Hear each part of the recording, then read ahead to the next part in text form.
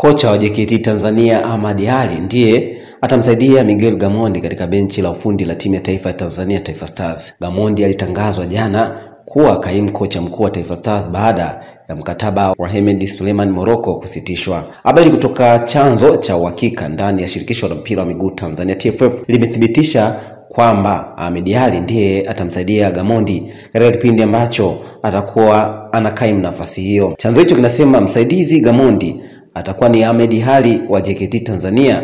Kuna mambo yanawekwa sawa kisha atatangazwa rasmi, lakini kwa muda mfupi uliopo kabla ya AFCON mtu sahihi tumemwona awe Ahmad Ally.